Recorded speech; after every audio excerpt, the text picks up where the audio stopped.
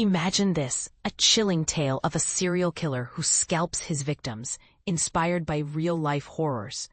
It's the kind of story that sends shivers down your spine and leaves you questioning how much truth lies behind fictional portrayals. And here's the kicker. While the Kansas City Scalper from Wednesday Season 2 isn't a real person, his character draws deeply from two of the most disturbing true crime stories in history. But here's where it gets controversial. How much should fiction borrow from reality, especially when it involves such dark subject matter? Let's dive into the details and see what you think. In the opening scenes of Wednesday Season 2, Wednesday Addams finds herself face-to-face with a terrifying antagonist known as the Kansas City Scalper. Played by Haley Joel Osment, this villain is as unsettling as they come.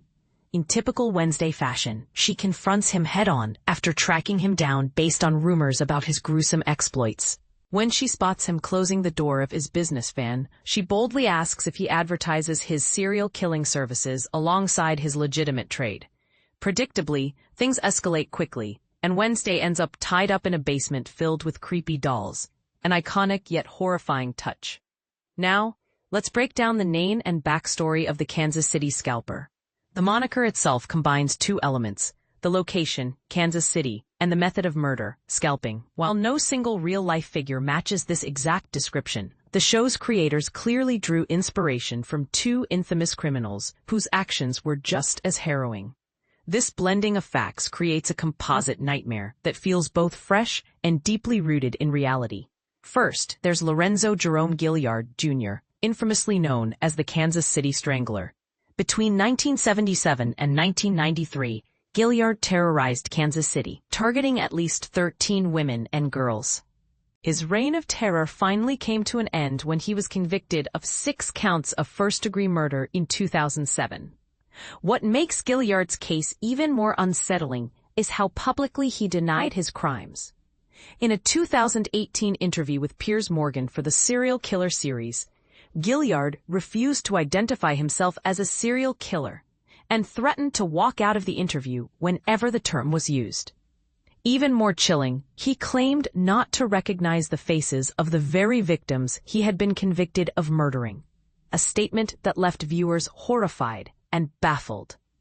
Then there's John Sweeney, a British criminal often referred to as the Scalp Hunter. Unlike Gilliard, Sweeney gained notoriety for his brutal methods, which included scalping his victims before dismembering them.